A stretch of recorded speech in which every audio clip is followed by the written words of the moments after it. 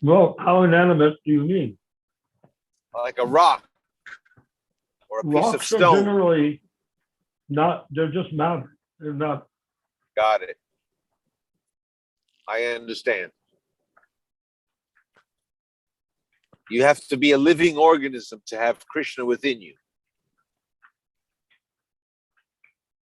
Well, yes, but sometimes there are certain gemstones that have jivas in them. Oh, really? I didn't know that. Right. Now you know. What kind of gemstones? Well, mystical ones, of course. You see, a soul can pretty well inhabit any object as long as it has the destiny or karma to do it, Mhm. or the desire. Even a flea. Why Of do you course. mean even a flea? Why not particularly a flea? That's Remember- fantastic. A flea, there's no difference between a flea and you and me, except the different body. That's it. The flea is a conscious part and parcel of Krishna. Flea. Huh?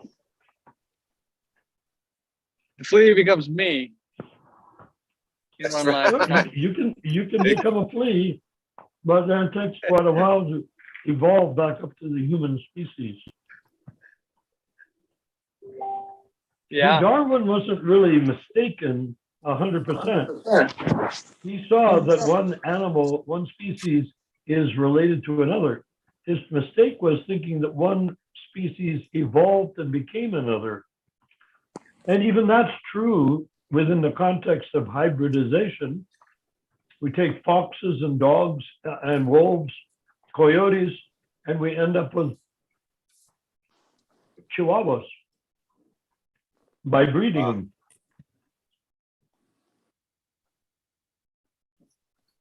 Rupa So Manjari you could say Prabhu. that supports Darwin's idea, but where he's mistaken is he doesn't realize that when a dog dies, the jiva of that dog goes into another body based on the qualifications of the dog. If the dog was very good at certain things, he takes another body, dog body, or some sort of body that will reflect being good at those things.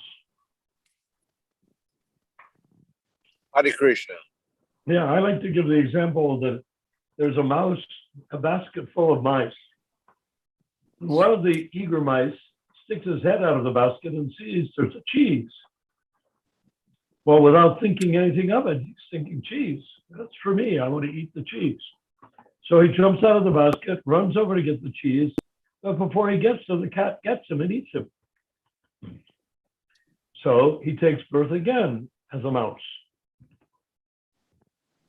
And this time he jumps out of the basket, still eager for the cheese, sees the cheese, looks this way and that way, gets over, takes a big bite, and becomes euphoric by the taste of the cheese. The cat comes and gets him. So he takes another birth as a mouse. And this time he's more cautious about how he eats the cheese. He doesn't let it be a God gave me the cheese, so he's going to give me the time to eat it sort of thing.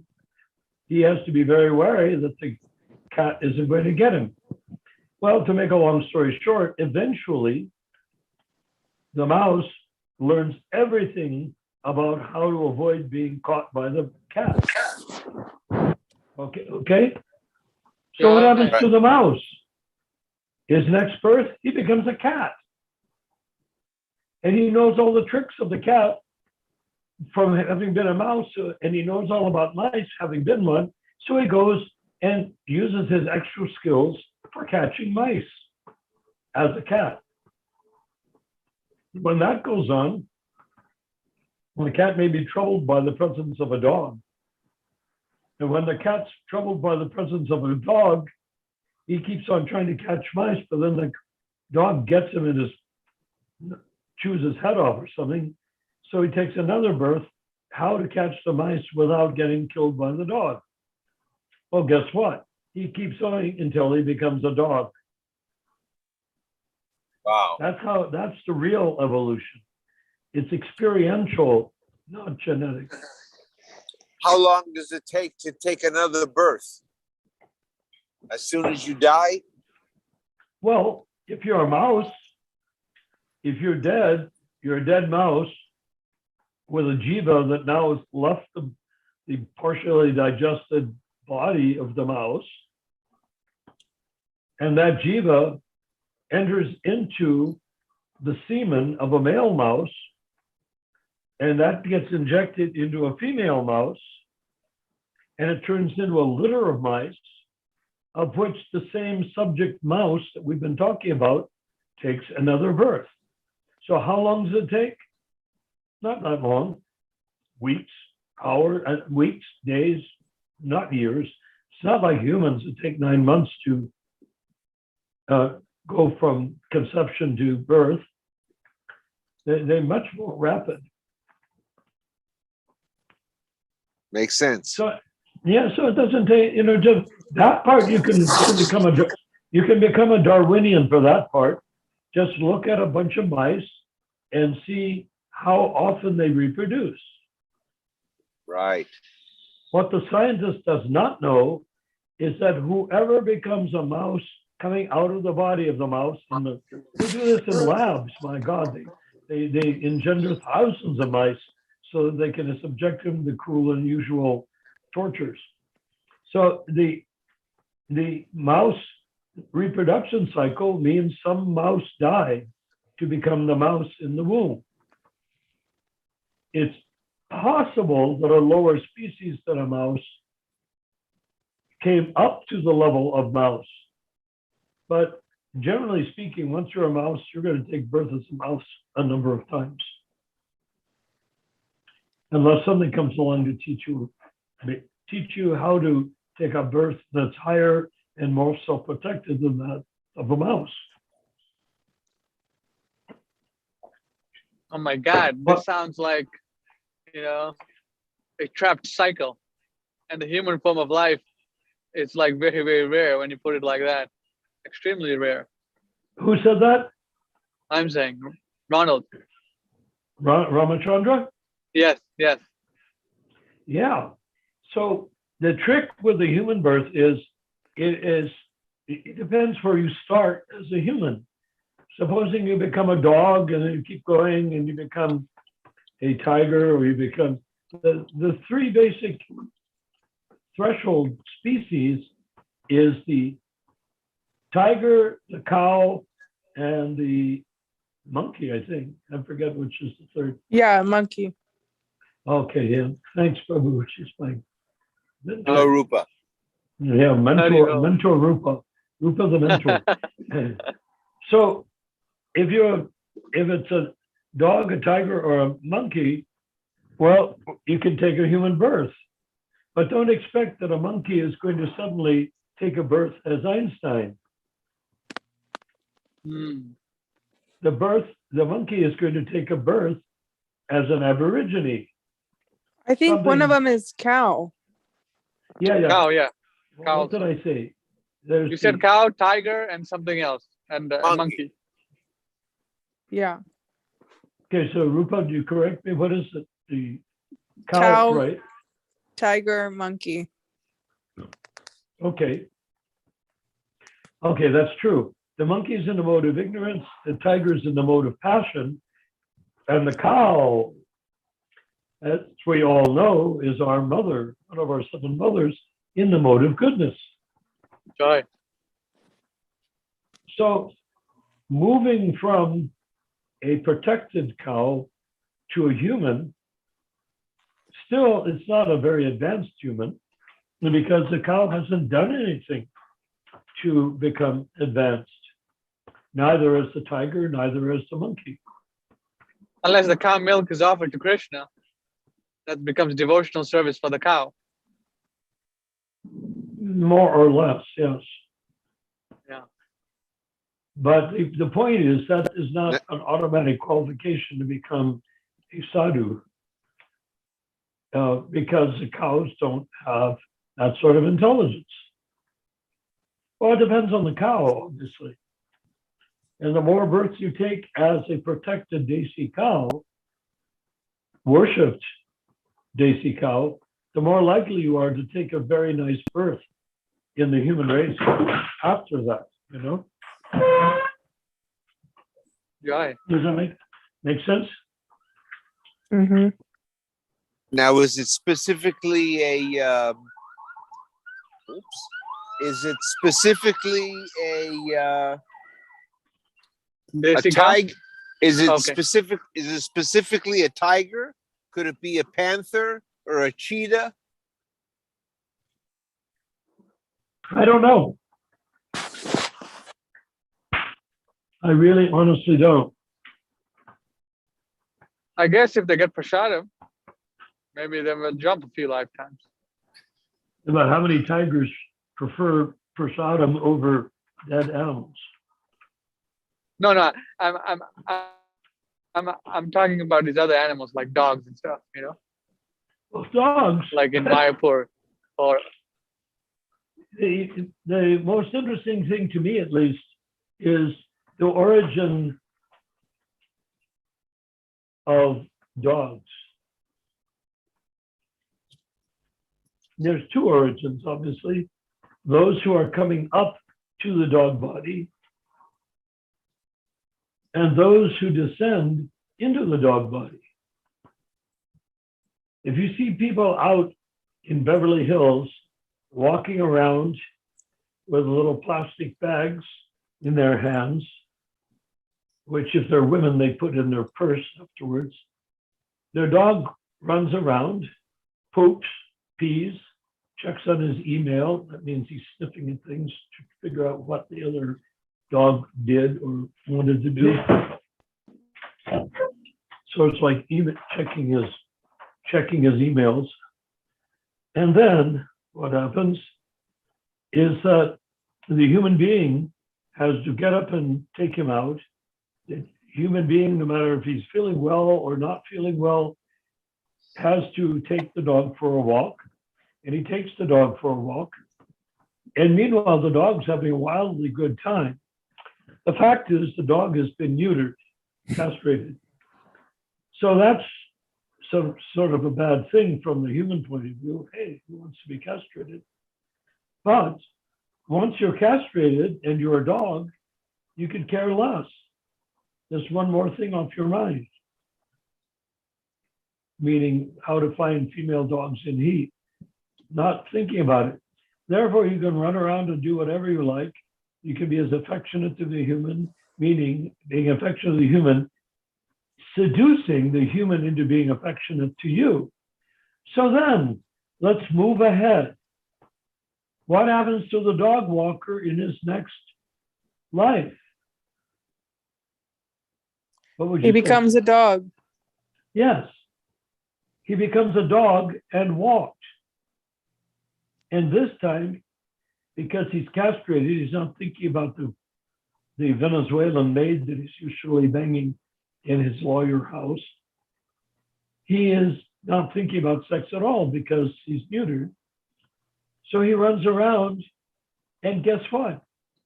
He gets to have all the ease and all the excitement and all the pleasure and all being fawned on and pampered and sent to the dog groomer for a $300 haircut. He gets to have all of that as a dog, whereas as a human, he had to pay for all of that, get up when he wasn't feeling well or had a hangover, and take the dog out for a stroll. So you can see they're actually pursuing what you could say from the genetic point of view, it's genetic suicide. They are preparing themselves through their acts of devotion to dogs to become a dog.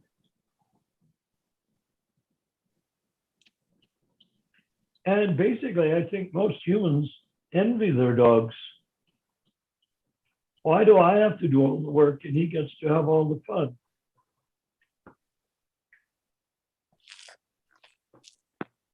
You know, I mean, is there any part of that that doesn't seem accurate?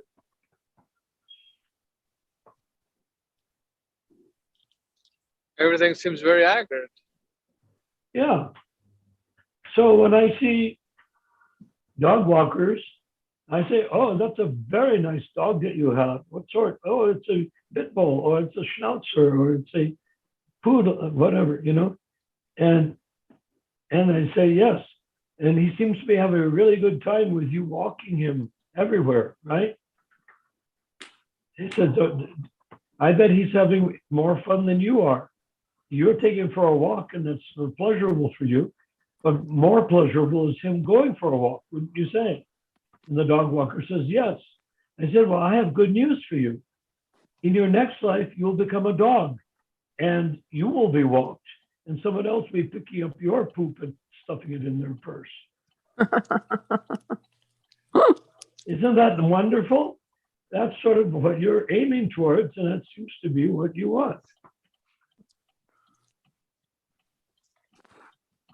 You get what you desire sometimes. Well, you get not just what you desire, but what you learn to desire. I mean, I don't know any people that are born loving dogs. They learn to love dogs. Why? Because their kids don't love them, their wives don't love them, the Guatemalan maid doesn't love you. Right. How do you learn how to desire? Desiring is a quality of the soul. Desire doesn't come from the body or from the mind. Desire is from the... No, it comes through the body, it comes through the mind, and therefore from the body.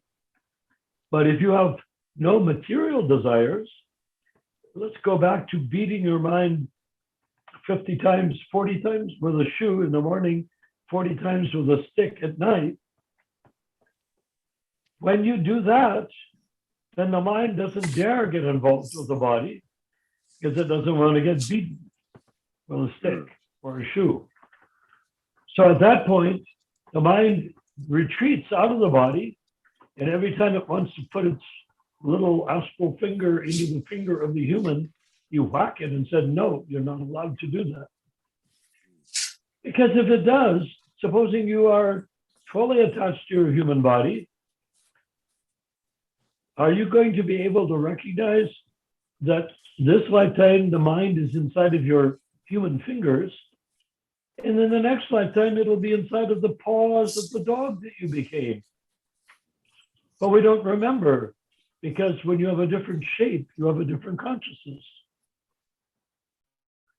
You don't know, you don't realize that you have taken a body that is different than the human body that you had before. You were an attorney. And if somebody was able to convince you, you could say, oh, well, this is so much better. I get to be fed and petted and groomed, etc. And before, I had to pay taxes, I had to go to a law firm, I had to work it out a migraine headache. I'm better off now, I'm a dog.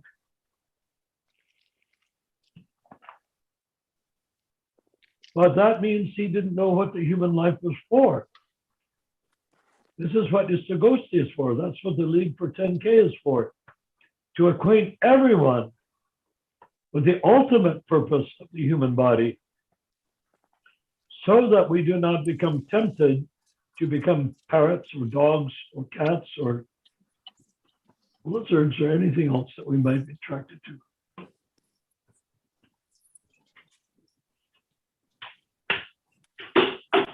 Does that make any sense? Yes. It is the supreme, that is not the supreme absolute truth, because the supreme absolute truth is Krishna. But it is absolutely true because it's a clear and unflawed analysis of what it's like to be embodied in this body or that body. But who's in that body? It's the jiva. Who is directing that body? Paramatma. So when the cat, yeah, go ahead. No, I was going to ask Mahaprabhu if he can figure out the three distinctions. Oh, good question. I'm not sure.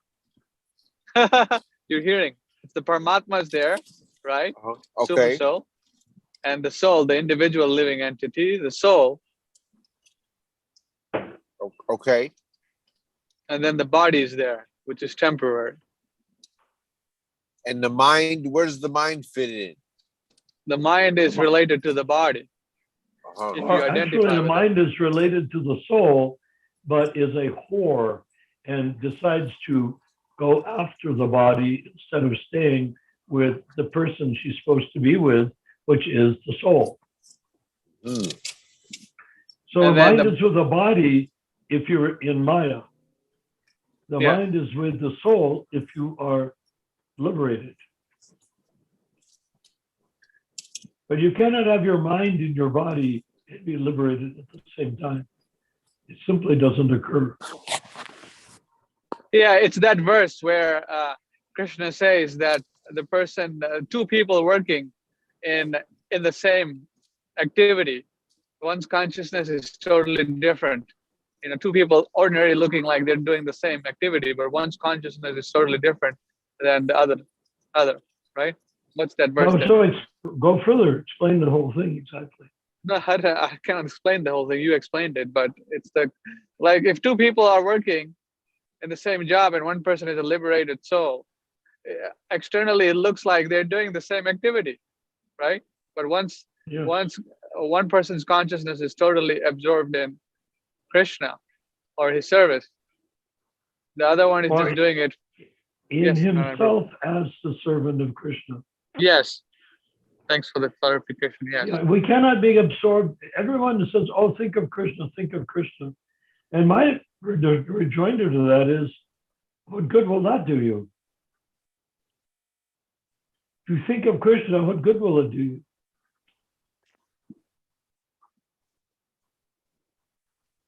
So thinking, you're saying thinking, what good would that do you? Yeah.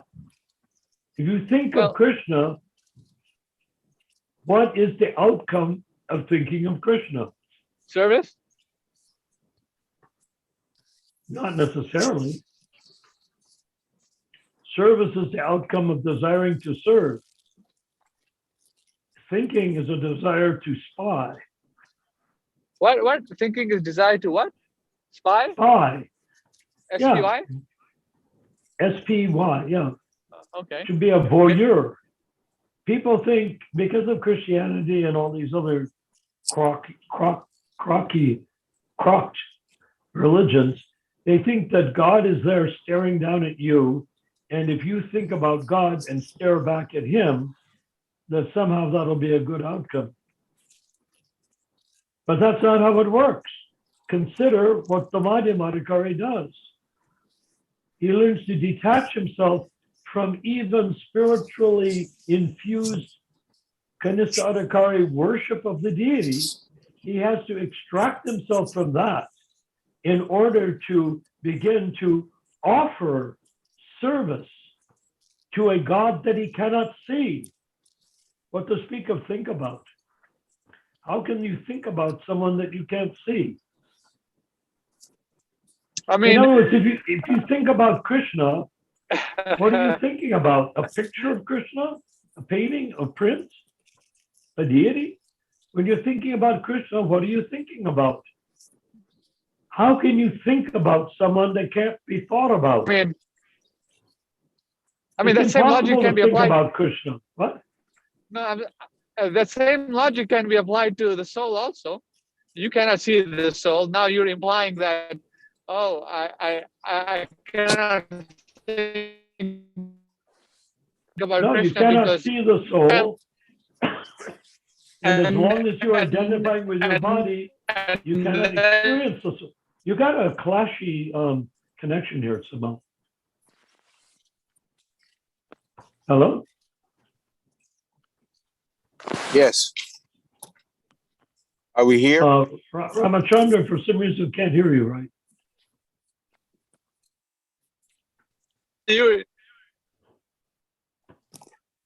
But Now, when Lord Chaitanya said, wherever you go, whomever you meet, he didn't say simply think of Krishna. He said, wherever you go, whomever you meet, simply speak of Krishna. No, but why even speak when you don't know it?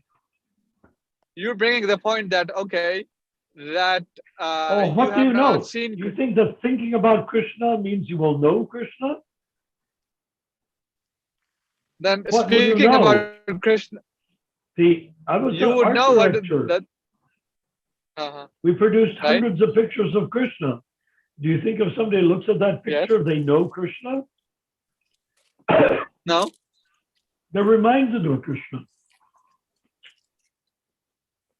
It might remind them of, okay, yeah, Knowing he's a Krishna person, or does he kind not. of looks like. Can I drive it to the conclusion? You cannot know Krishna unless you become a Madhya Madhikari. How many You of go us into are the that? temple and see the deity of Krishna. That is a symbol for the Madhya Madhikari.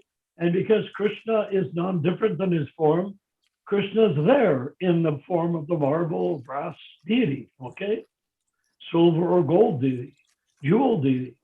He's there in the deity. But when you see the deity, that does not make you an Uttama Adhikari. You cannot see Krishna in reality until you are an Uttama Adhikari. Right? Yes. Do you see any flaw in that reasoning? How can you see someone who is beyond your reach?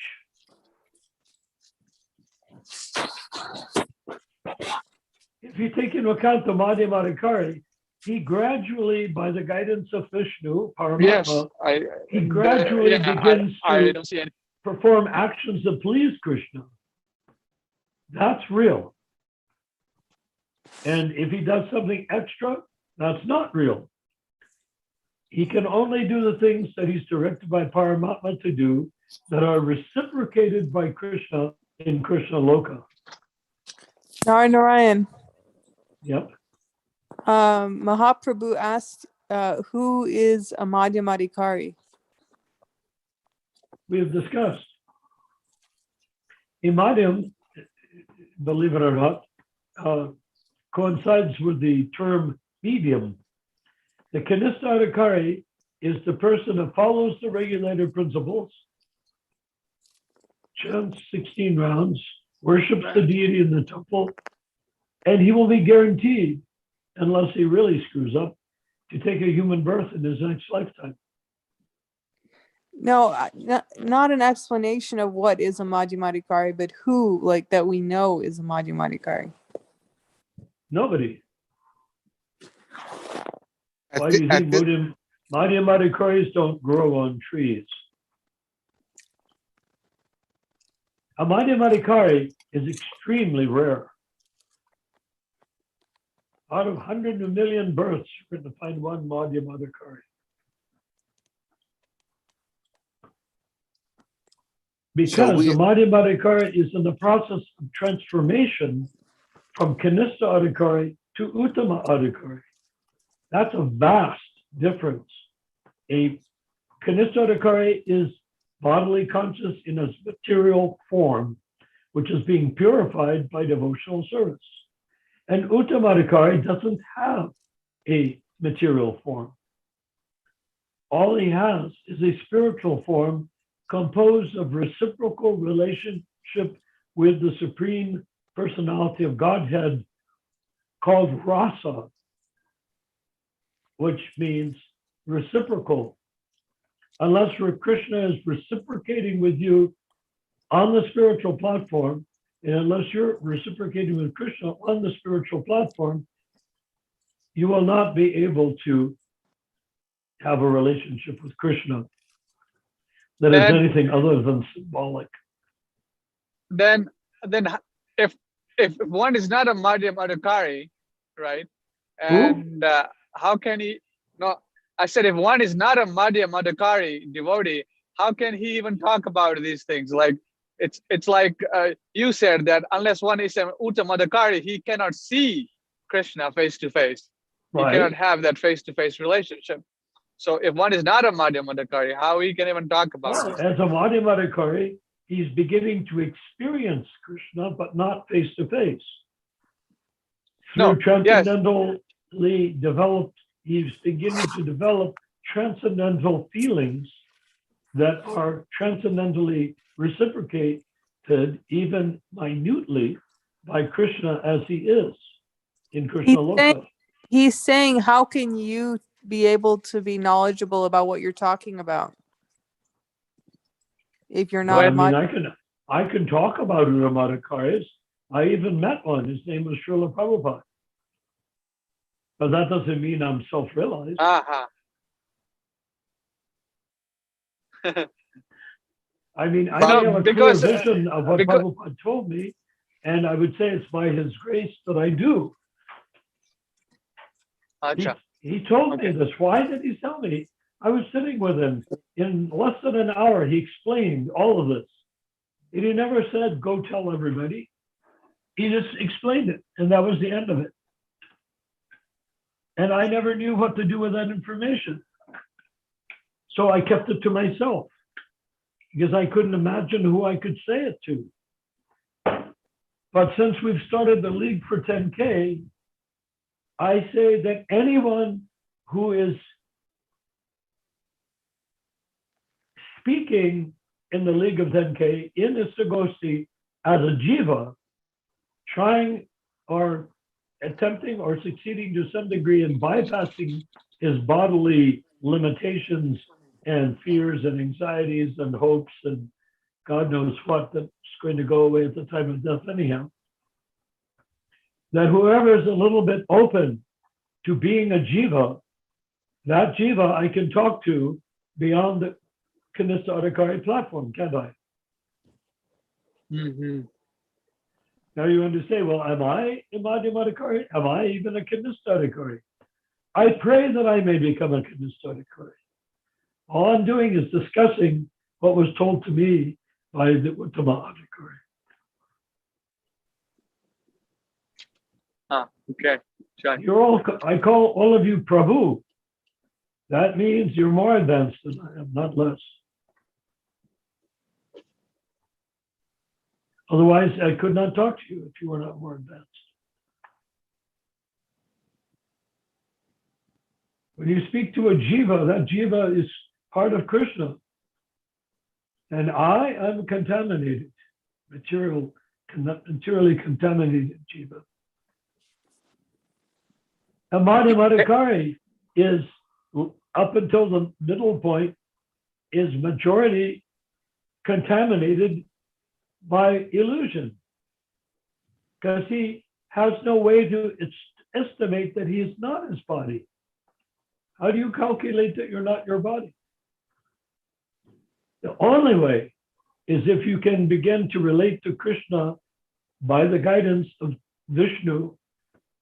If you can begin to relate to Krishna in some smattering of action that gives Vishnu or Krishna gives Krishna pleasure, that is the beginning of the Madhya Madhikari. And when the Madhya Madhikari is completed, he ceases to exist as a Madhya Madhikari. It's just like when you're in an elevator, you get in at the ground floor, you go up and up and up and up and up and up and up, and you get to the top floor, and you get out, you're no longer in the elevator. The Madhya Madhikari platform is the elevator that takes you to Krishna Loka, to Krishna. Mm-hmm. Not even Krishna Loka, because it takes you to Krishna in your rasa with Krishna. Without a rasa with Krishna, what's the point? Can you imagine that there is one jiva in Krishna Loka that is not in a relationship rasa with Krishna? What do you think? No, that's not possible.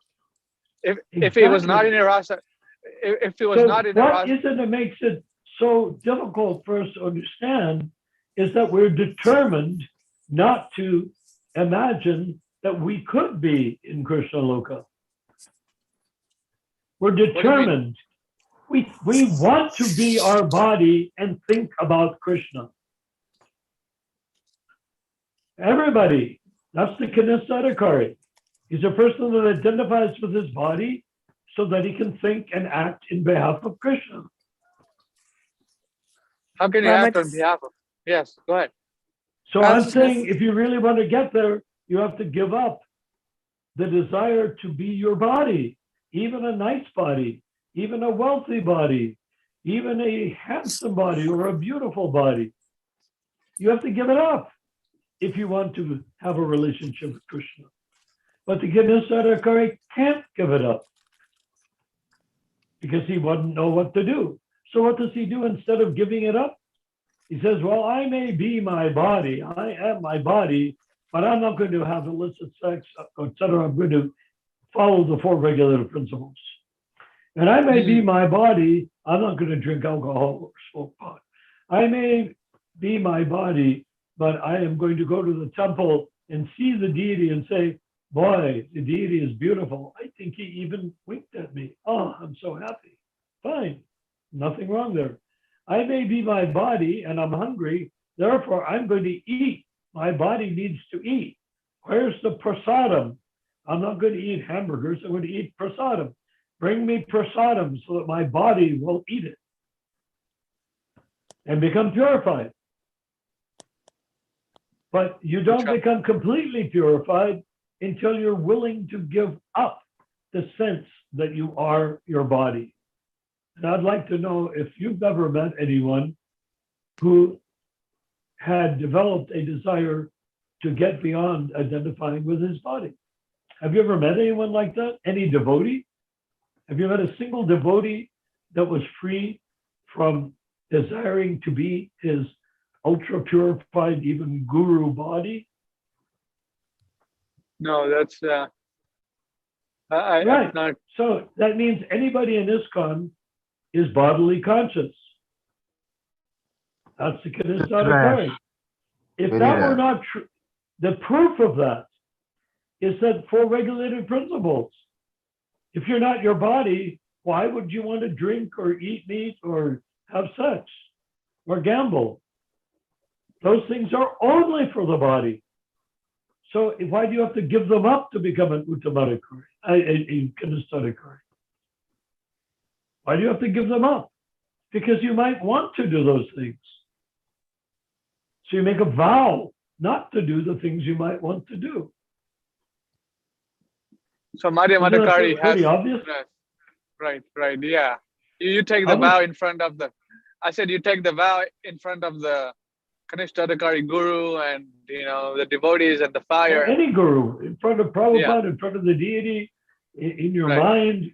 However you take your diksha, you can do it a million ways.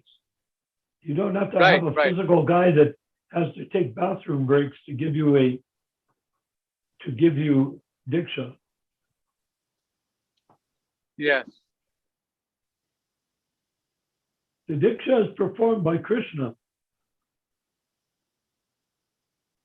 It is Krishna, meaning Lord Chaitanya, who created the sampradaya. I don't mean the whole sampradaya.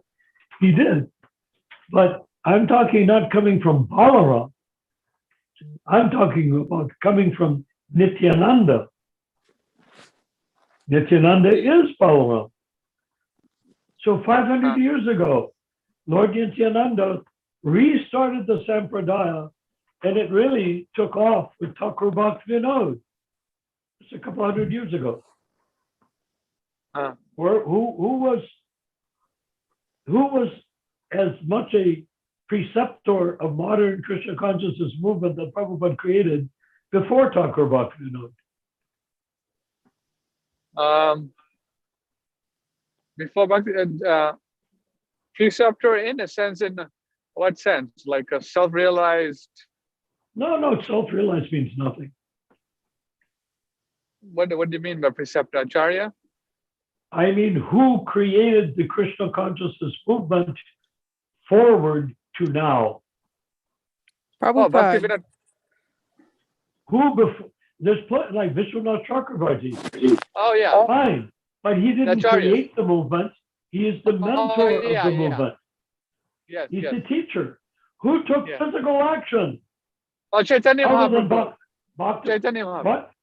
Chaitanya That's Mahaprabhu. the Chaitanya Mahaprabhu did. Yes, he's the creator of it. He's the anti-Hindu, I might add, because he wanted everyone to give up religion, not just Hindu, but Jewish, Christian, anything religion. all religion, because religion refers to God. Chaitanya is God, and he is Radharani in this manifestation. The golden age of Kali is the golden age of Radharani, and the Mahamantra is a Shaktivesha avatar, which proves that you do not require a physical guru. Sure. Why do you need a physical guru if a Shaktivesha avatar has already delivered you? Now, Prabhupada created ISKCON as a life raft in stormy seas. People get splashed with water when they sit in the life rafts, inflatable life raft. They get splashed with water, but they don't drown. That's ISKCON. And can someone act like an absolute, which part of the body I'm referring to? In ISKCON? Well, yes, they do that many of them do, because they somehow think that being on the raft has given them some sort of privilege because they're no longer in the water, and they can lord it over the other people in the raft. Okay, if you're a very tolerant person, you can tolerate such people. Tolerate people that want to lord it over you in the raft. You know why? What are you going to do? Jump into the water? Is that going to be better for you? Or are you better off in the raft? But if the people in the raft have a little get together and say, there's this A-hole lording it over us here, namely an unelected GBC appointing ridiculous people to be quote unquote gurus, which we don't need. We have the holy name. We are already delivered. All we need to do is deliver others to speed up the time by which we can become the Madhya Madhikari and then the Uddha Madhikari. If anybody wants to go back to Godhead, let them try to scheme how to become a Madhya Madhikari. And if they want to know, let them come to me. I'll explain it in detail. Why? Because it's not very simple. Even an idiot like myself can explain it. But the idiots that want to remain Kanisa Adhikari while pretending to be Uddha Madhikari, they don't want this explanation because it takes away their money, their retirement, their pleasures, their vacations, their being worshipped. So why would they want to give that up for spiritual perfection? Well, at some point, they will want spiritual perfection. But it's only after they've dragged the rest of us through the mud or splashed us a lot with dirty seaweed water while we're on the life raft that's bobbing around in the sea, like after the sinking of the Titanic. Is that too complicated, or does it make sense? If it doesn't make sense, what part does not make sense?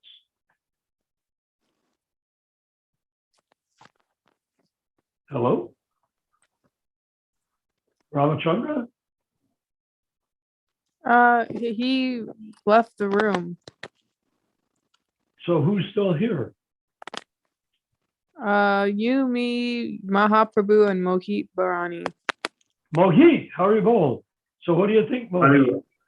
Is that Hare too tough? Krishna. Is that too tough for you to chew? Sorry, Haribol, couldn't get you. It was what I said. Did you hear what I said? I couldn't get your last word. What were you saying? You just your last No, I sentence. gave What a were you whole saying? dissertation on how to become a Madhya Madhikari. That I heard. That I heard.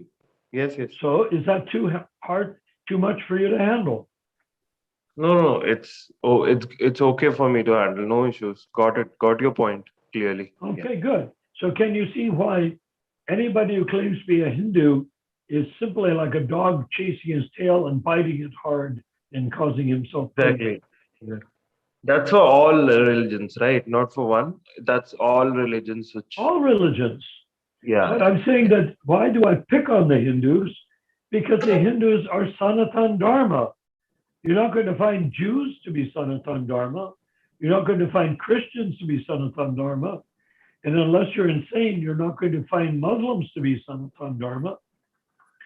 But Hindus are Sanatan Dharma, except they've rejected the principles of Sanatan Dharma, so they can't very well go back to calling themselves Sanatan Dharma. They could call themselves aspiring Sanatan Dharma or prospective Sanatan Dharma, but they can't go back to it because they've rejected, the Shivites have rejected the Durgaites, the Ganeshites, the Ganesha's rock gardenites, they've rejected everything that united them as Sanatan Dharma. Sanatan Dharma means part of the Vedic culture coming down from Yudhisthira. The Kali Yuga branch or descendancy of there were so many Vaishnava kings 5,000 years ago. And then in India, it shriveled down until finally Muslims, of all people, took over India. So that meant finished. No more Vedic culture, no more Vedic kings. Because a Vedic king would not allow anyone to come into India, right? yeah, got it. And then the Muslims came, the Mughals came and took the members of the demigod, mostly demigod worshippers of the Vedic Dharma, and nigrified them by calling them Hindus. Insulting. And guess what the Hindus did? They said, oh, I'm a Hindu and I'm proud to be a Hindu. Hindu is the best religion on earth. That's because I'm a Hindu. They say it. I've seen it on Facebook. Hindu. So yeah, nigrified Sanatan Dharma. You're walking around with your tail between your legs as shamed and with whip marks on your back, saying, I'm proud to be a slave that was beaten by the Muslims and then beaten by the British. I'm proud of that. That's my religion. Well, we're saying, get with it and get above that. Join Krishna consciousness and reunite yourself with your Sanatan Dharma, not with your slave Dharma to the British and the Muslims. Why should you not free yourself?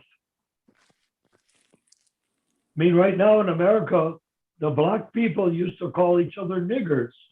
Now they don't. They're learning not to call each other. If a white man calls a black man a nigger, it's considered very wrong. But for black people to call each other niggers was common until a few years ago. So they might as well call each other Hindus for all I care.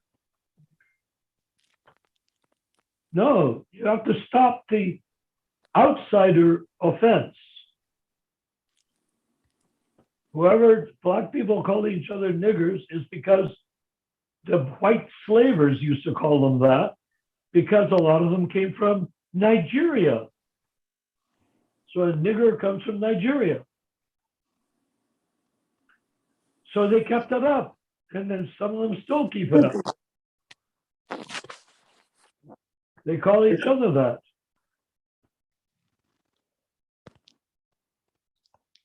So now it's time to give it up. Similarly, it's time to give up people of the Vedic culture who were humiliated and castrated by the Muslims and the British and turned into vassals and turned into second-class citizens or third-class citizens. It's time for those people who have agreed to be called Hindu. It's time for them to become Sanatana Dharma by becoming followers of Chaitanya Mahaprabhu. That's my statement. Do you have any problem, Mohit, with a thought like that? No, bro, not at all. You I point want to blank on uplift target.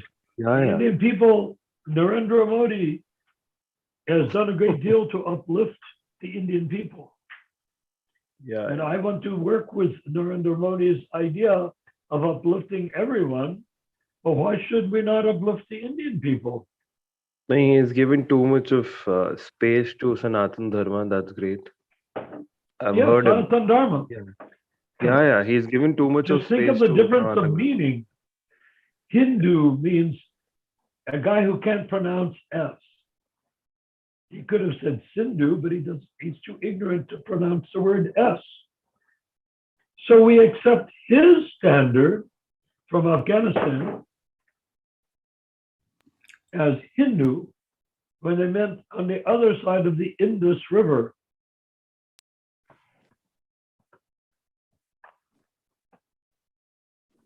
And we accept that, lying down with whip marks on our back, with mud on our face, with tilak missing on our forehead.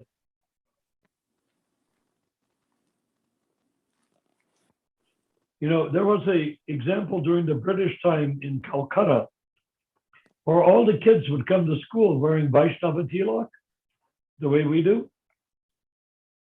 And the teacher said, wearing tilak in class is not allowed. If anyone wears tilak tomorrow, they will be expelled from my class. Did you ever hear this? Mohit? Yeah, bro. I've heard this. I've heard this You story. never heard. Okay. So I've heard. the next day, the kids came into class. Nobody was wearing tilak except one boy. And the teacher pointed to that boy and said, see, of all of the students in my class wearing tilak, he is the only one who has any faith in Krishna. So you're all ready to take off your tilak, not to get kicked out of a British class. But he maintained his Vaishnava standard. Yeah. And from that point on, all the kids wore tilak to class. Hare Bol. Jai. Jai. Yeah. See, I'm old enough I was born before the independence of India. So I had many relatives when I was a little boy, 4 years old. 4 years old, I was just at the time that India came into place as a nation. And I had aunt and auntie from Yorkshire, someplace like that in England. And she was busy defending the British standard and the British way of treating the Indians. And my mother and father, who were sort of very much pro-independence and very left-wing about it, were arguing with her, not forcefully. She was a little old lady, a very lovely little old lady. She says, but we have to consider that India provides England with the goods. We need the goods from India. So what she was saying is India is a colony, supplies India with what they require in the way of cloth, etc. And everything. And she felt justified keeping India as a colony. My Aunt Edith. So this is how I was raised. I was raised at the end of the British occupation of India. Okay. Yeah. I was born before 1945, which is when the end of the war took place. So you can see I have direct experience.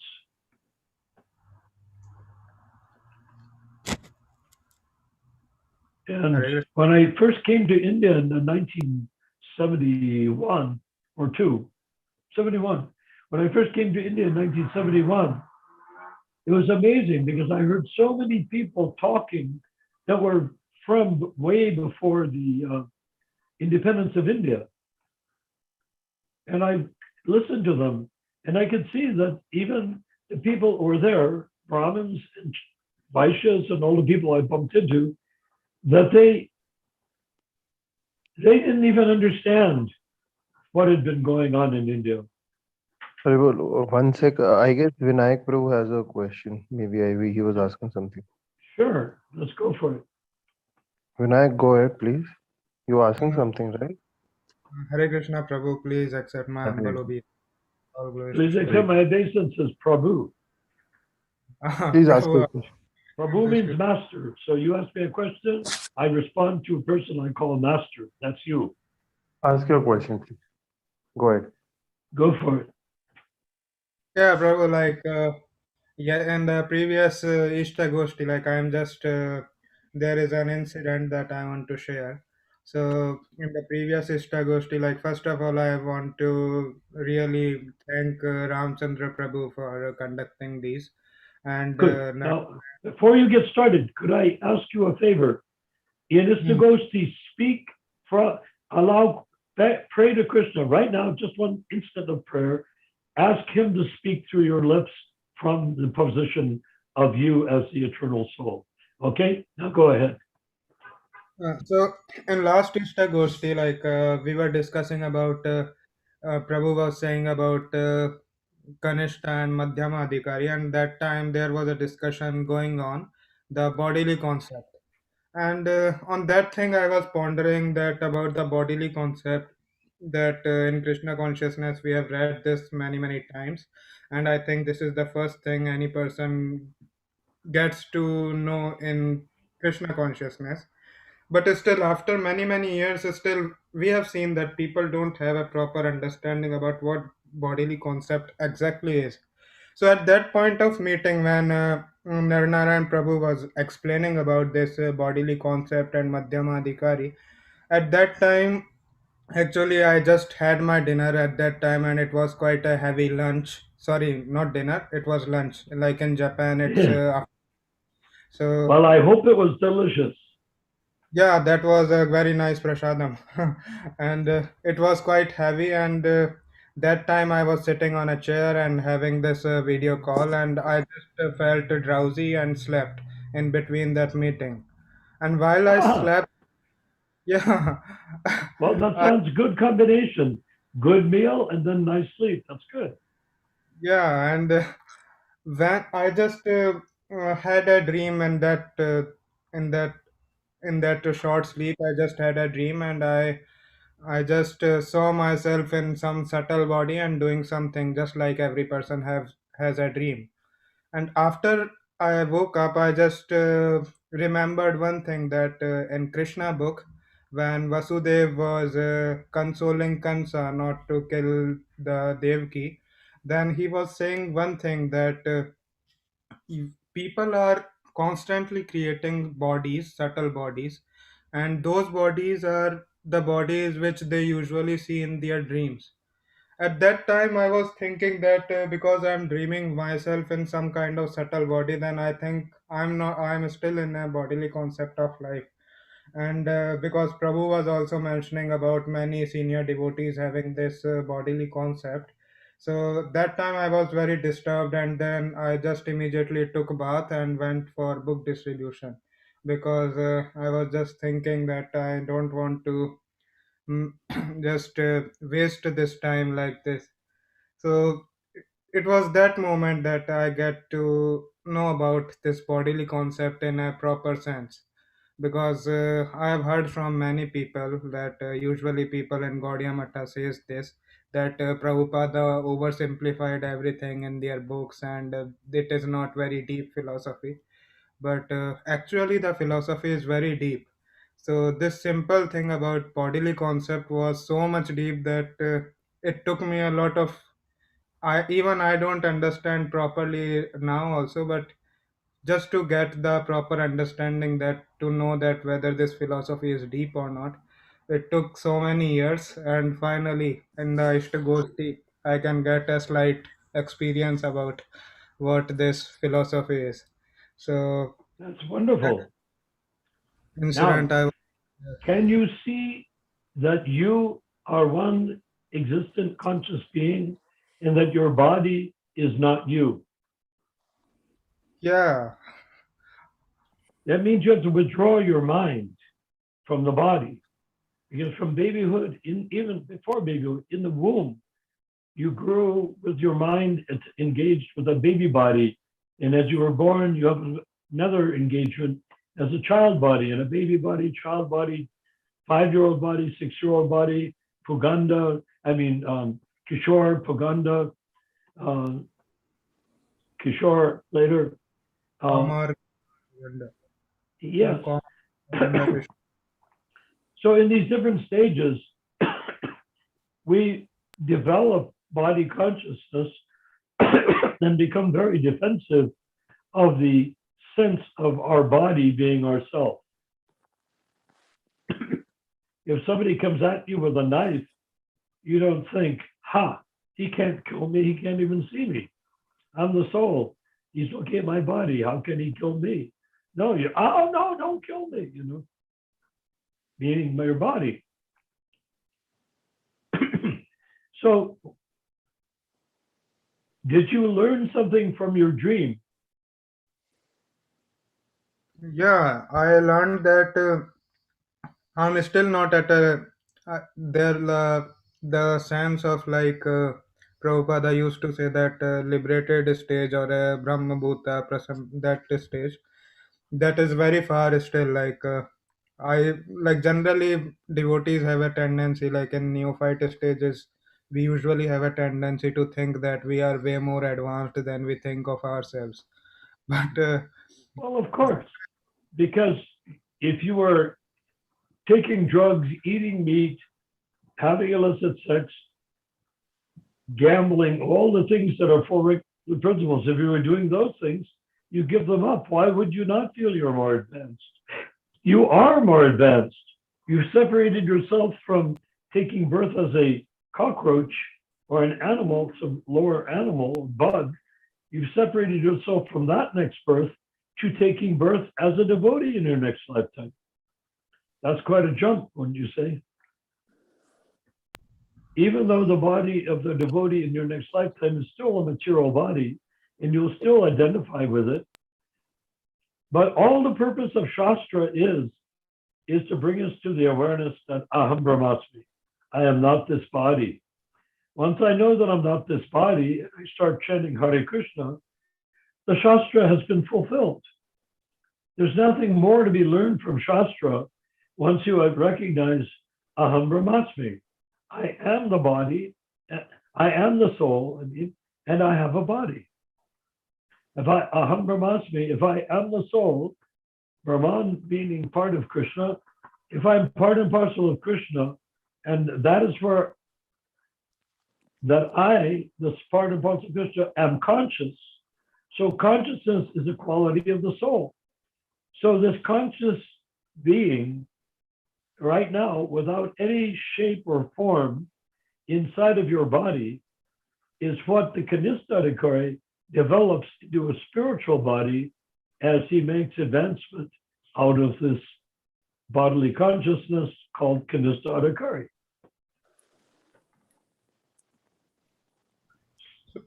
I mean, is it hard to understand that we all see ourselves in terms of our body? yeah, And we all see in terms of we our do. body. Yeah. And was it surprising that we could actually exist inside of this body? I mean, if you're wearing a suit and tie, and then you change it for a kurta and chadar and kurta, have you taken a different birth, or you just changed from one thing to the other? Clothing, right? If you wear a suit and tie, that's not you. You wear a kurta and dhoti and Trotter, that's not you either. It's who's inside. They say, well, my body is inside. Okay, now supposing you can say that body can also change. That body will change. I mean, is there a single devotee born that exists that cannot look ahead and say, at the end of this body's endurance, whether it's at the age of 5 years old, die, or at the age of 105 years old, die? Is there a single person that cannot conceive that they will have a different body in their next life?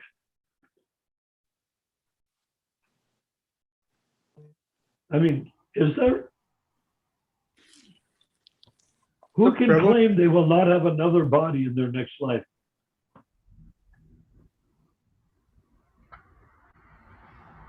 practically, even if is some pure devotee, even a pure devotee is humble enough that he will never claim such thing.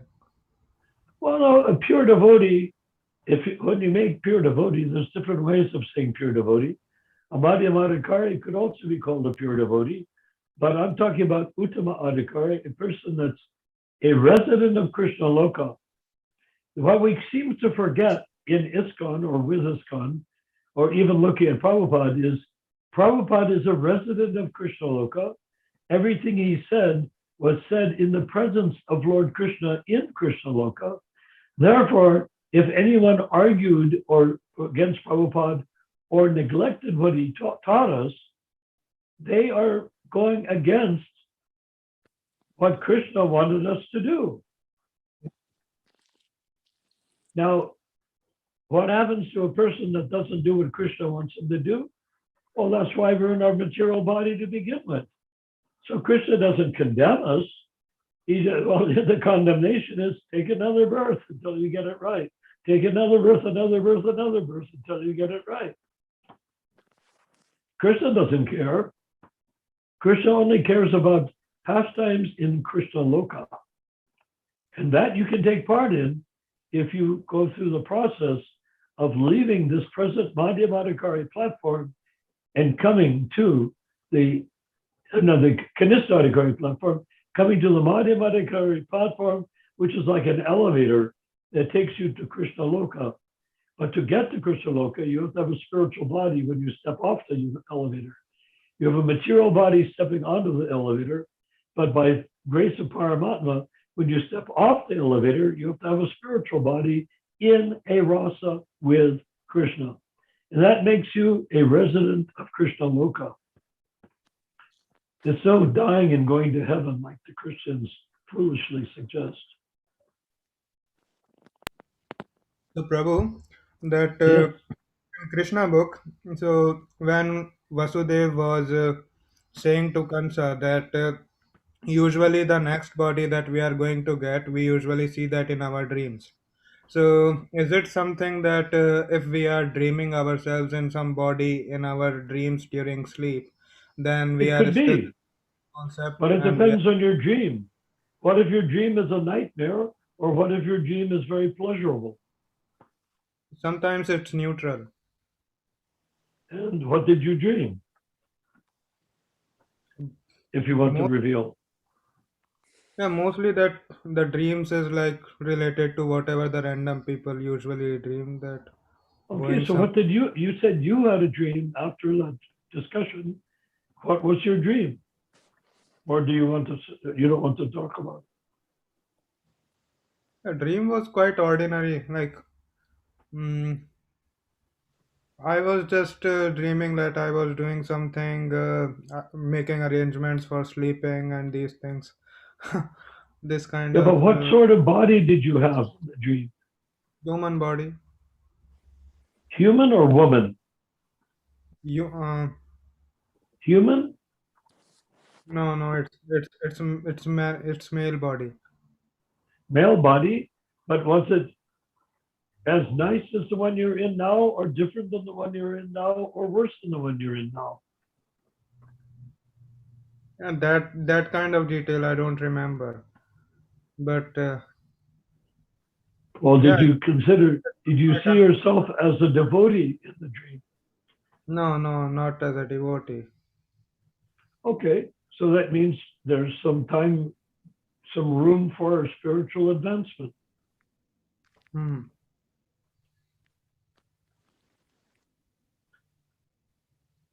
There's been, even in the Bible, there are many examples of dreams that were prophetic, that led to different states of existence.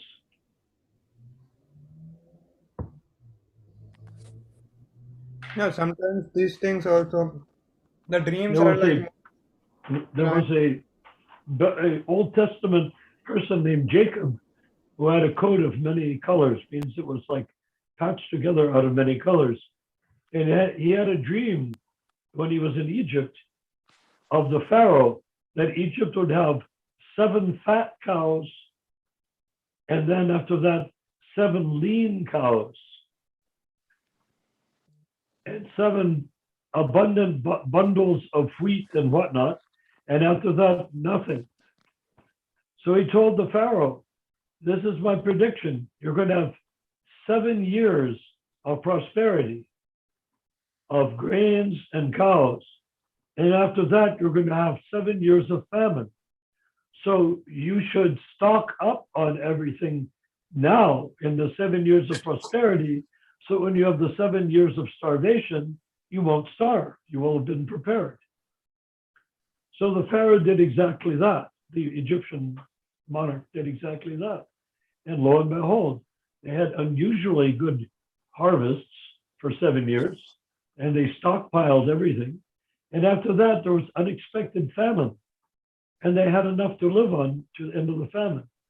Well, because of that, Jacob became a famous, very much honored, even though he was Hebrew, he was very much Chaldean. He was honored by the Pharaoh, who was not Jewish or Chaldean or anything like that, or Hebrew, because he had saved the country of Egypt from destruction. So that's one type of dream. That's a prophetic dream. So anyhow, dreams are good, but I don't know I don't remember the context of Vasudev talking to Kamsa about dreams. What did he say to Kamsa? he was talking about, he was explaining to Kansa about this bodily concept that, for example, you are 25 years right now. It means that you have died 25 years. So each and every moment we are dying. So after death, we get a new body. And that new body depends on our current activities, and we are constantly creating our new bodies, and those such bodies we can see in our dreams. So there was one more analogy that he was saying, that just for example, a mountain and a gold, if you are seeing a gold and a mountain, then it means a golden mountain. Similarly, you are getting many hints in your dreams that what your new body is going to be. So that Well, was what go Vasudev ahead. was saying.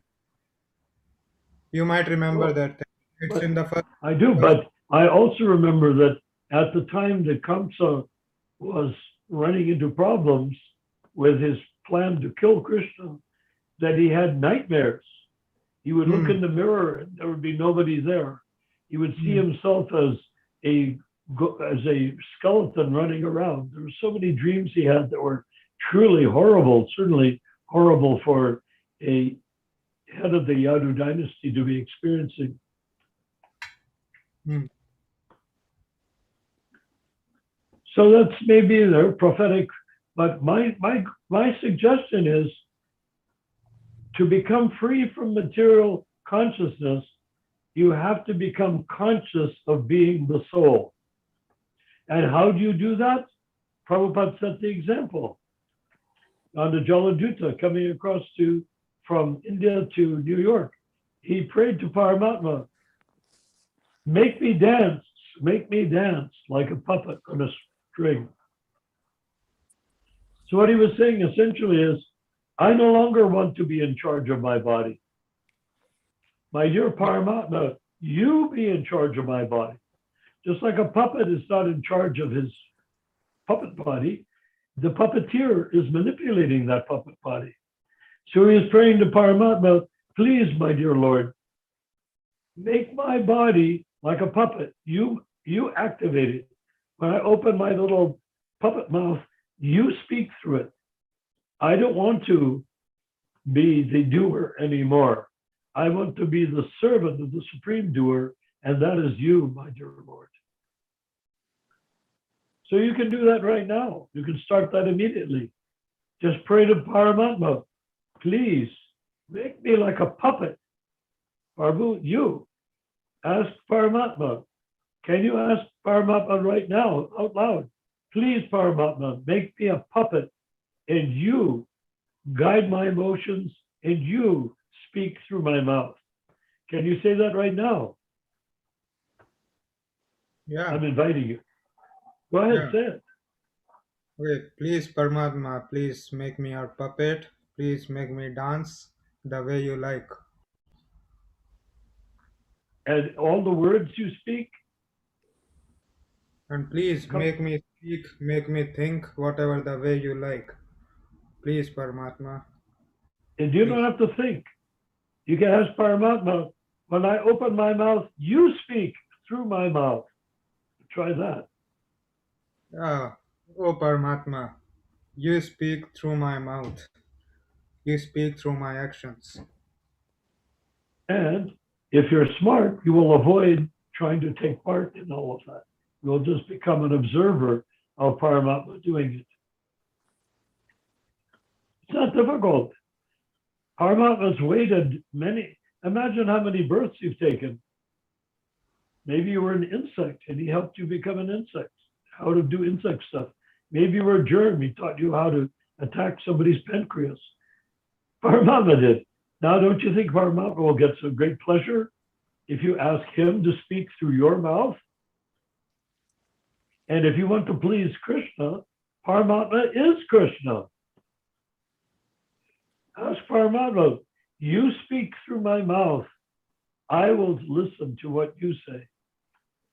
Does that make sense? Yeah, Prabhu, everything makes sense. Like that pancreas example, that Yeah, so Paramatma. why not say it? Paramatma, you speak through my mouth.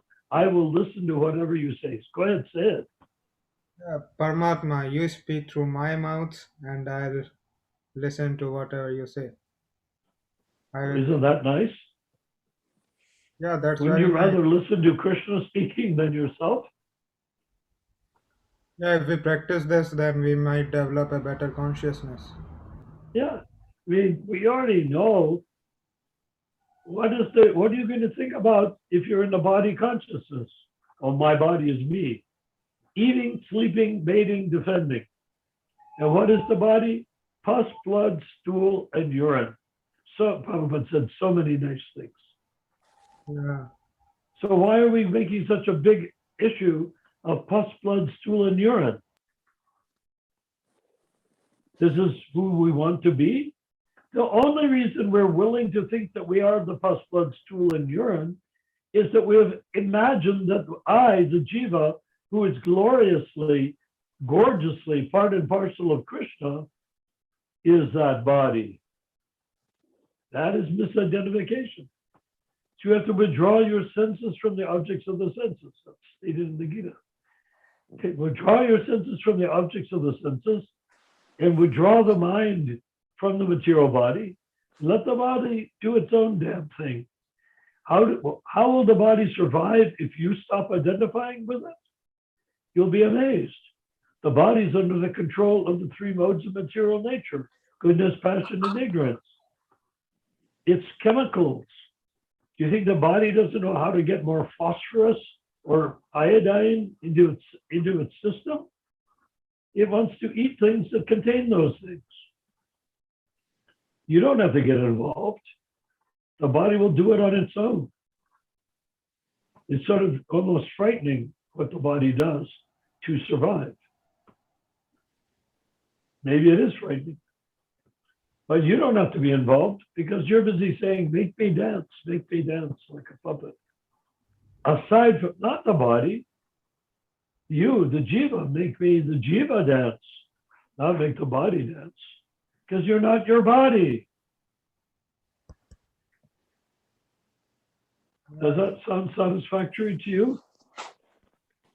Yeah, that's very So satisfactory. don't just accept it, don't believe it, and whatever you do, don't quote me. Practice, Live yes. it, be it. When we talk next time, I will fall down at your feet. If you are speaking as Paramatma, what choice will I have?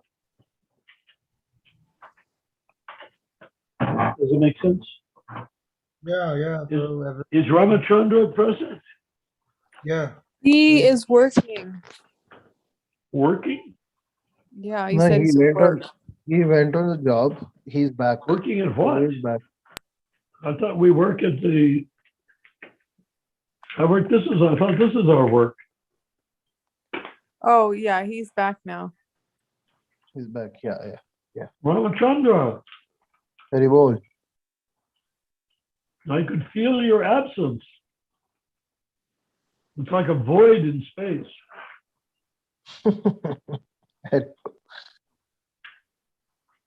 And I can almost feel your presence.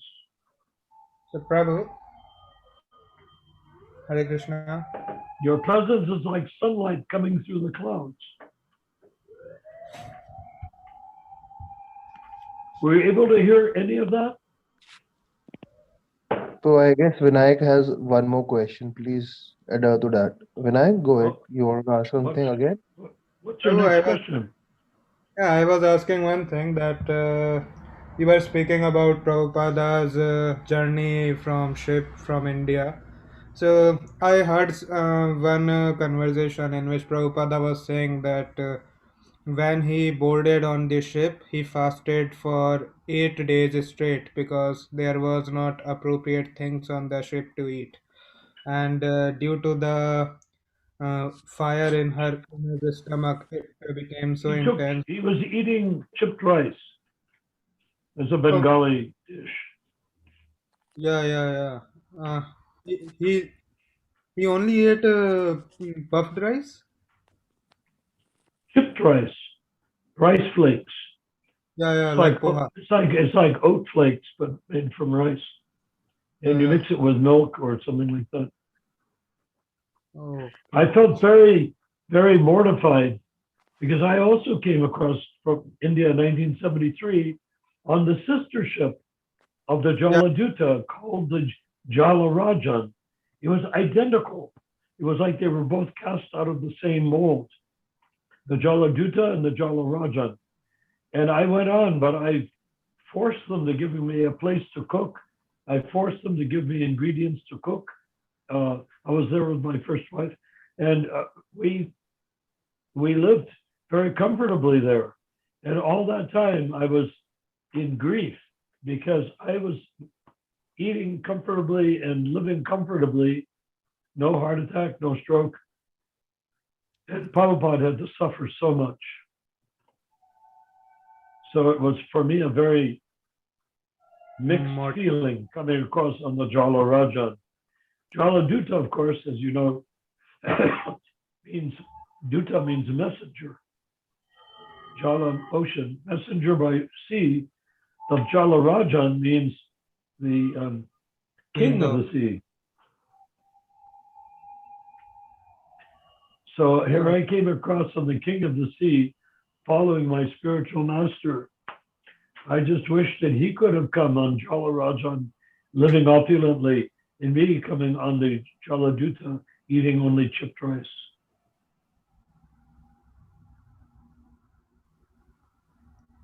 Indeed, it's very mortifying experience. Yeah.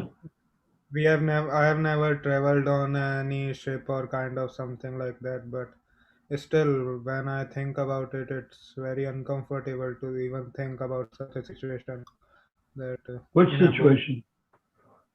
like in a boat which is always moving, and a old man in his 80s, sorry, 70s, eating meager food, fasting. Yeah.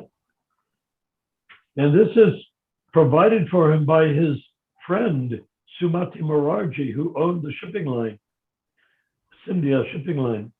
And it was Yeah. Sumati Morarji, after Gandhi was in the Aga Khan's palace in Pune, he came down to recuperate from 40 days of fasting and stayed right there in Juhu, where we built our temple, living with Sumati Maharaj. And where we built the temple in Juhu was called Gandhigram, because Gandhi had been there. So there was a little statue of Gandhi holding a danda.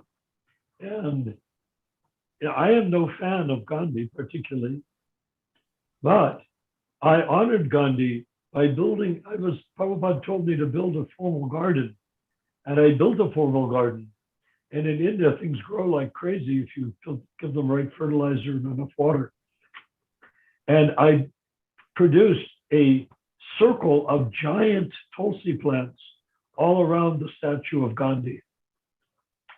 I figured, why not give him the benediction from Prabhupada, give him the benediction of the Association of Tulsi Devi, even though he was not actually even a Vaishnava. And when they call him Paramahansa, I'm sorry, Mahat what? Mahatma. Mahatma. Mahatma Gandhi. Prabhupada gave a lecture, which is really choice, but he goes on for 3/4 of an hour describing how Gandhi had no quality of a Mahatma whatsoever, that no Mahatma in the history of Mahatmas would ever recognize Gandhi as a Mahatma. He went on. And people just ignorantly picked it up, the Mahajans, Mahatma, because his name was Mohan Das. Mohan Das means servant of Krishna. And so they say Mohan Das, oh Mahatma. They spun and turned it into Mahatma. But he was no Mahatma.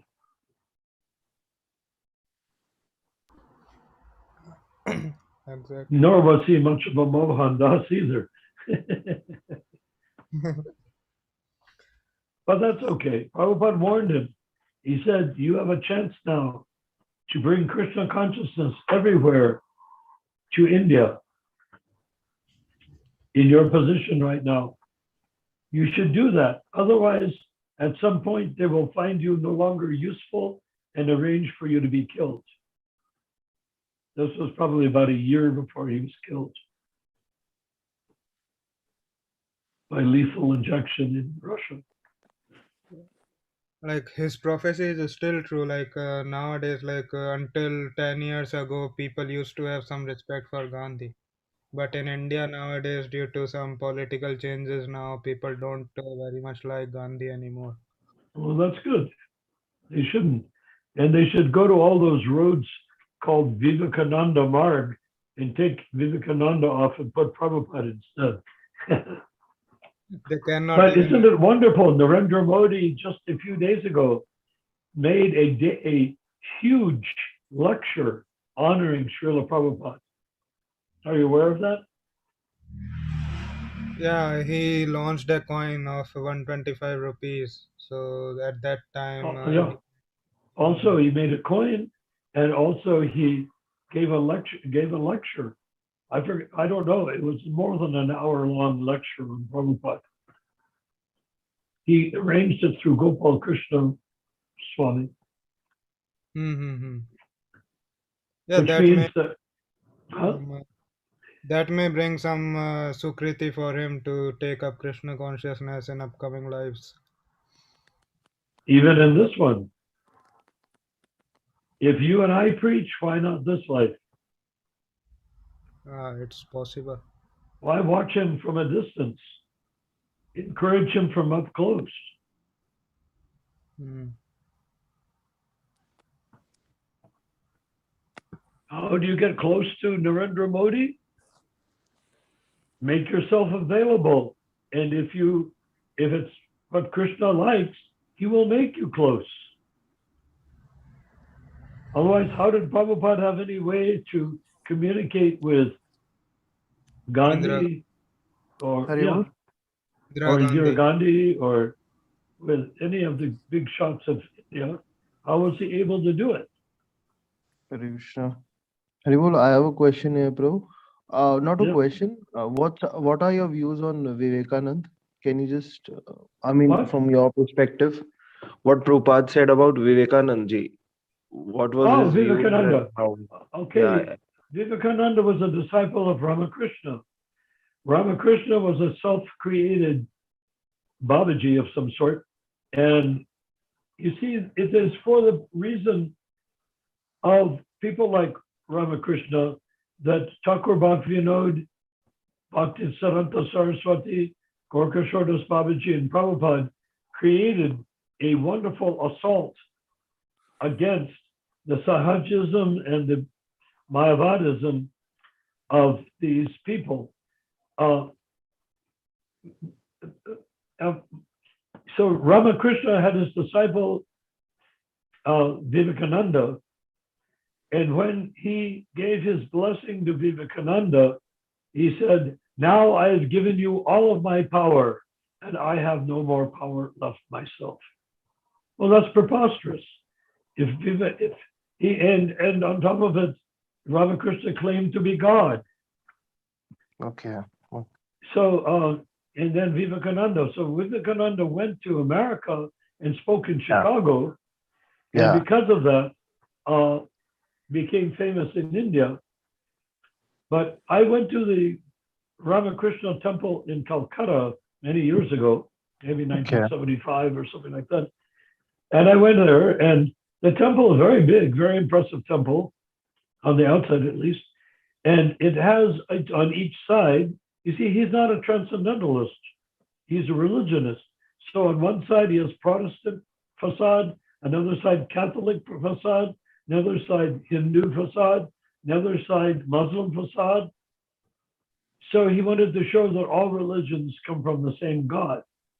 Okay. But that's pointless, because if you take up Lord Chaitanya's mission, you get all of the essence of every religion that's ever existed on earth in the Maha Mantra. It's a Shaktiveshavatar. Shaktiveshavatar means an incarnation of Krishna and Radha in the Hare Krishna mantra. They are the Hare Krishna mantra. And you don't need a guru to give you the Hare Krishna mantra. In former days and the Hindu days, you had to take initiation to get something from the Brahmins. But nowadays, if you hear the Hare Krishna mantra uttered by a malacha or a fisherman or a bum or a prostitute, you will go back to Godhead. Because the mantra is transcendental to the speaker of the mantra. Whereas in the case of Brahminical gurus and whatnot, the guru has to be very paka inside of his discipline, or what he teaches will not be pure. Yeah, very So anyhow, pakka, yeah. that's it. So I went inside the temple. I went inside the Ramakrishna temple. It was very spacious inside. It was very nice. There was no facility for anything really. There was a lot of room, but extra. And then I came across a sort of a guy who looked like a cleaning guy, but he must have been some sort of a pujari type. And he said, "Do you want to see the sacred location?" I said, "Of course." And he took me into a room. In that room, there were seats all around, probably for 50 people. In the middle, in the background, was just a curtains and whatnot. And then in the middle was a column, and that column had different sort of, not rings, but shapes, star shapes, hexagon shapes, every type of shape coming up to the top where there was. And you know what the 1970s Indian light bulb looks like? You know, No, in every house, the light No, bulb in every house, you know, sort of a little light bulb. I Maybe don't know. they still have them. They probably have LEDs now, but little light bulb. There was a little light bulb sitting up there in the middle of that thing, in the middle of that giant temple. And the Pujari guy opened his eyes wide and said, "Watch." And he went behind the curtain and pushed some lever, and the light bulb went on. He came out. it said in greatly reverent terms, this light bulb is the divinity. Okay. Now, if you want to know what I think of Ramakrishna, you're getting close. The divinity. Okay. And I looked at it. I looked at him. I said, but what happens when the light bulb burns out? Carry on. He nearly fainted. Okay. So anyhow, for a short period of time, before I became a devotee of disciple of Prabhupada, I was studying with a Bengali fakir named Ashok Fakir, who was connected with Allen Ginsberg, who essentially, by staying with Ashok Fakir, I read Allen Ginsberg's writing in his diary that Ashok Fakir had a copy of, and not a copy, but an original of. And I read it, and he was talking about, oh, they're out there, they're wearing different robes, they're smoking chillums, smoking ganja, they have long hair, they have beads around their necks. So he brought that over to California and created the hippie movement with that. But anyhow, I was with Ashok Fakir, and there were a group that he brought over with Allen Ginsberg's manager, Goldman, called the Bowels of Bengal. The Bowels were Bauls, were a musical Sahaja musical group that would go through the streets chanting the Hare Krishna mantra. And so this is before I became initiated by Prabhupada, about 6 months before, I guess. And, and when I went there, and I experienced all of this, I thought, this is good. And the hippie movement is a good movement because they're smoking ganja, which means they are seeking enlightenment. That was my thinking at the time when I was in my early 20s. And so I had, then I went to Rath Yatra, that Shama Sundar Das had put on for Prabhupada for the deities, with the three deities on a cart. There was a sort of a Durga type style, Rath from Bhubaneswar. I later on went to Bhubaneswar and saw the cart that he copied from a picture. But anyhow, they came there, and at the end of that festival, there was a Ashok Fakir who was really, in his own way, gorgeously Bengali. He had a round face, hair that tied back, his hands, the fingers bent backwards, which I cannot do. And he had rings around his throat, just sort of like a picture of Lord Chaitanya from the early period, from Bengali, at least, impression of Lord Chaitanya. He was standing there in a photograph in front of the Roth cars with a smile, surrounded by the bowels of Bengal. And it was in the San Francisco Chronicle newspaper on the front page. And he said, this was my festival. Prabhupada was recovering from a stroke or heart attack across the bay. Or no, he wasn't there. He was in Montreal or something. And it's before the devotees went to London, just before they went to London. And he said, this is my festival.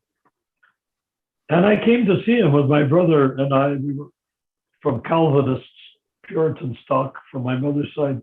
We were very upset. And we said, how did you dare to say that? This is not your festival. How could you claim it? And he laughed very generously, the Bengali fakir sort of way. He said, yes, in Bengal, we do this all the time. We take credit for other people's festivals just to get the publicity. Well, I had been thinking of maybe being initiated by him. We had all sorts of sound equipment and stuff that we had brought and donated. We took it ourselves away and went to the Krishna temple with it because we just considered it was so dishonest. That was in 1968. In 1975, 4 or 5, I went to Navadvip, and Sridhar Maharaj did the same thing. He invited all of Prabhupada's disciples over, about 200 of them, by that time, invited them over, fed them horrifically bad food that he imagined was prasadam, and he had his own Bengalis there, and they looked at us funny in the eye and grabbed our hands and hopped up and down holding our hands. I said, what's going on? Are they gay or what is their thing?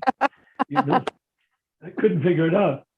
And then later, the next day, the Krishnagar paper, which was right near the Bangladesh border, it's the biggest city outside from Navadvip, advertised Swami Sridhar and his surrounded by his international disciples from America and Europe. I was horrified. And when Prabhupada saw the article in the newspaper, he was horrified. They had invited us all to visit Sridhar for prasadam and kirtan and didn't invite Prabhupada. Can you imagine? We didn't notice. Just like the coward boys entering the mouth of the Aghasura demon didn't notice that Krishna hadn't gone in. We just did it because it was pastimes, you know, we just thought it would be fun. Well, I'm even on the cover of an Chudananda's Kirtan album showing us going into Navadvip. You may or may not have seen it. And down there in a corner, right in the left-hand corner of the cover, and coming into Navadvip. But so I was horrified. Prabhupada was horrified. And he said, we should never, ever go to see or associate with Sridhar ever again. None of my disciples. Of course, after Prabhupada was gone, they all flooded to Sridhar because they all wanted to become gurus also. And if Sridhar was the only way they could figure out how to do it. But anyhow, Prabhupada banned Sridhar, even though he called him his,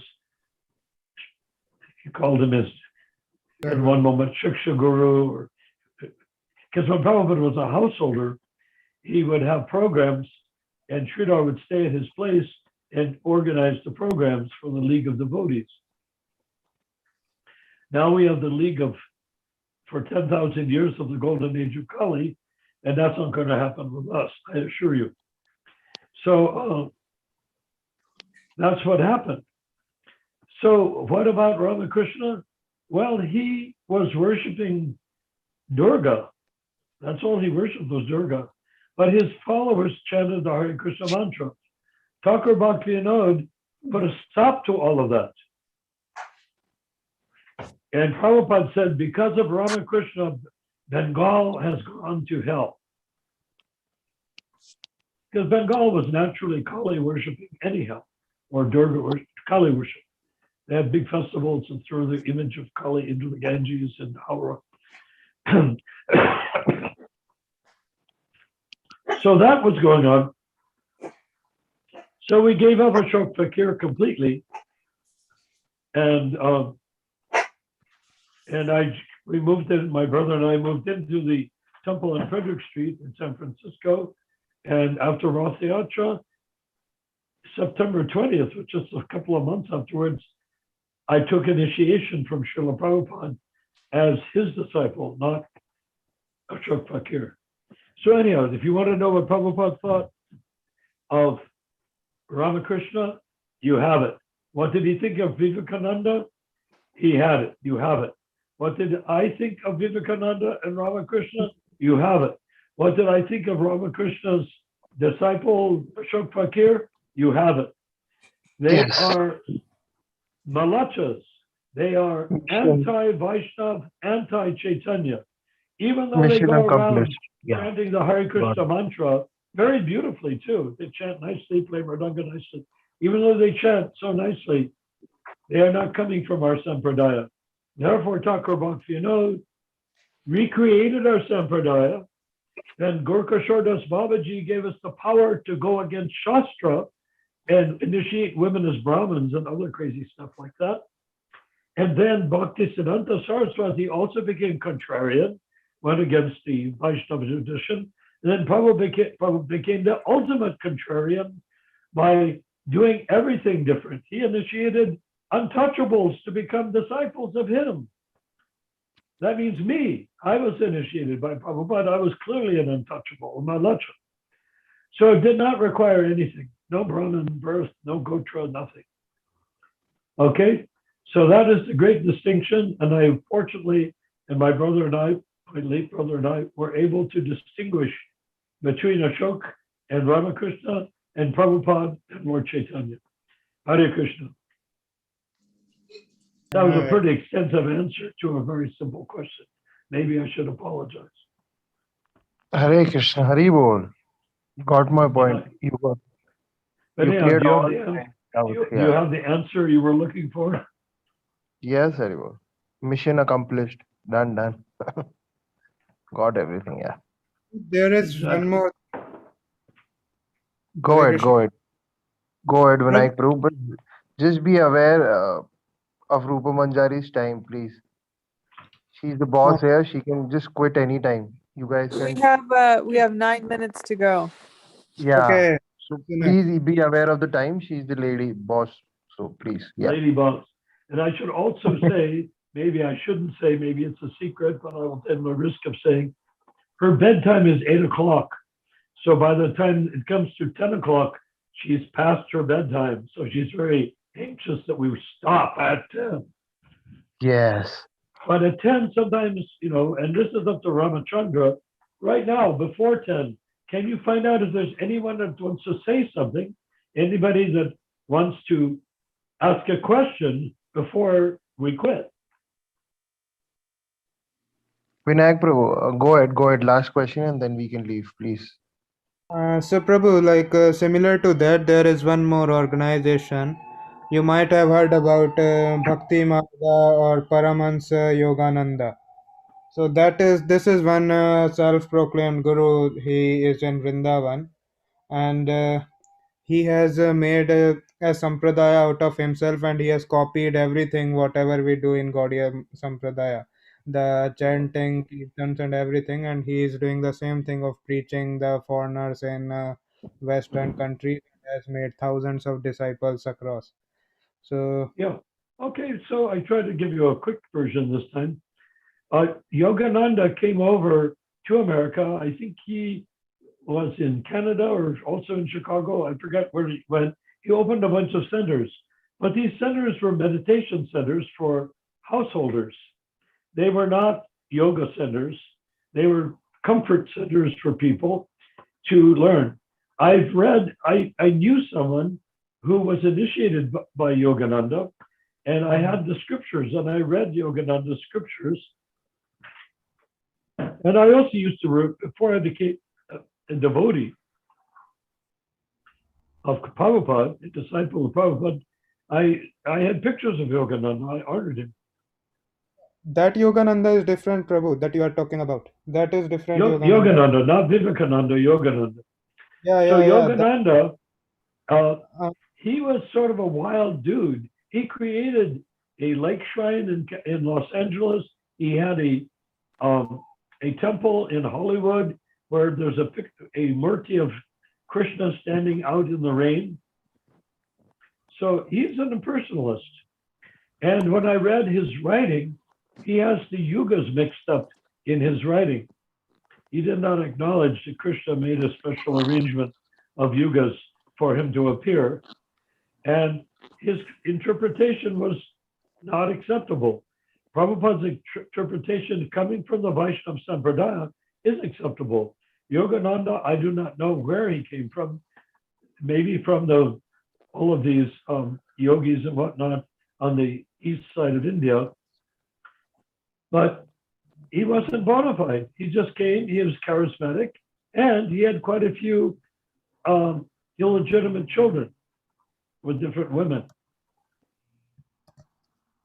This surprised me because some years ago, I read a story of a man who claimed to be Yogananda's son, and he went into some detail as to how Yogananda impregnated his mother.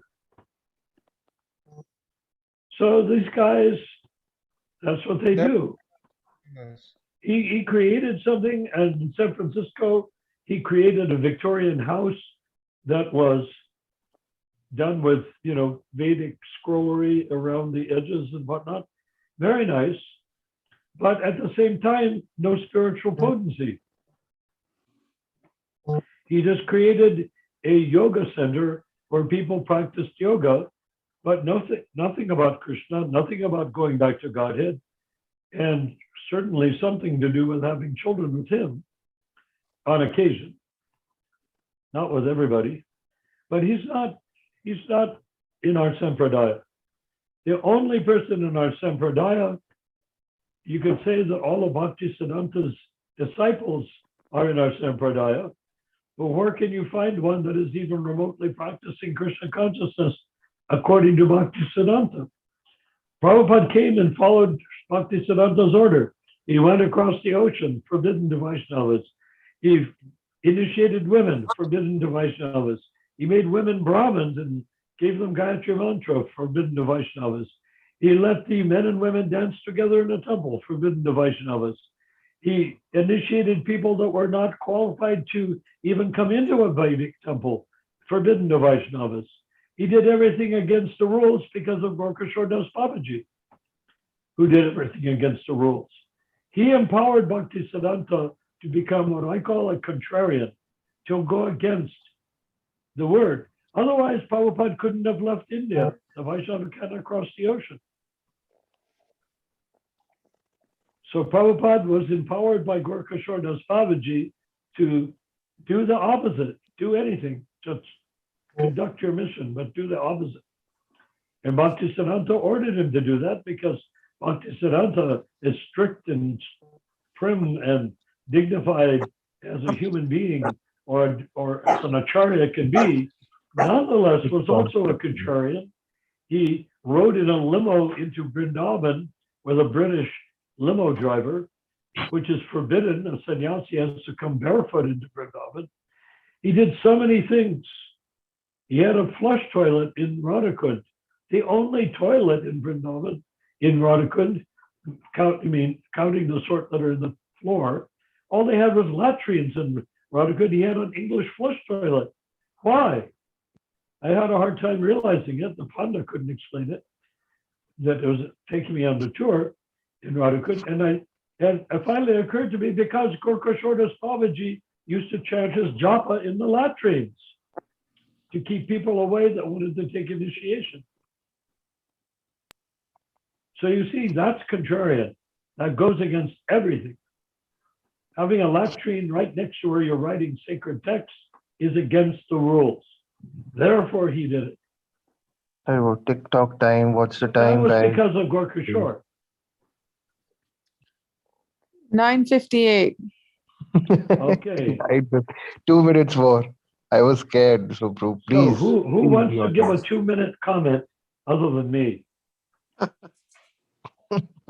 Only Rupa. Or if anyone wants to make one more question, you can go ahead. So that someone's sleep is being Yeah, disturbed properly. Anyone? Prabhu, for next Istigoshti, there is just one thing that I'm saying that we are going to discuss. That is about this person. The name is Paramhamsa Vishwananda. So this is his name, and Who? he is a new guru. Paramahansa, you have Yogananda, you have Not Vivekananda. Which other sannyasi are you wanting? It's Vishwananda. He's a I very never new, heard of him. yeah, it's a new person, and he has copied everything, the practices of Gaudiya Sampradaya, and everything, the chanting, kirtan, and everything, and he has made around thousands of disciples across the world. So 7,000? of disciples across the world, and Well, what about also this Krishna Balaram Swami claiming the same thing? uh, Well, I can answer something within what's left of the 2 minutes, and that is Prabhupada is clearly the last Sampradaya Acharya in the Yeah. golden age of Kali. He wrote books. If you want to become enlightened, read them. You want to become really enlightened, practice them. But if you practice them and read them, you will end up chanting Hare Krishna. If you chant Hare Krishna, you will have fulfilled the purpose of all the books that he's written. Bro, we can You talk don't for need 6 more you 7 don't minutes. need an Go ahead. initiating guru anymore. All you need is Krishna's holy name. Krishna's holy name is your initiating guru because Prabhupada made it absolutely clear that by chanting Hare Krishna, hearing from the right source, which you hear if you hear Prabhupada, his tapes, or anything as Lord Chaitanya's sound coming through Prabhupada, that if you hear that chanting of the Hare Krishna mantra, you're going to go back to Godhead. Why do you need a yogi or a guru? For what? To become a Hindu? What do you need a guru for? Hare What will the Krishna. guru give you that you have not already gotten from a recording of Prabhupada or from a book of Prabhupada? What have you gotten that requires a guru? Haribol. Okay, I it's mean, does anyone think that you need a guru when you have the holy name of Krishna on your lips, which is the only valuable thing a guru can hand you?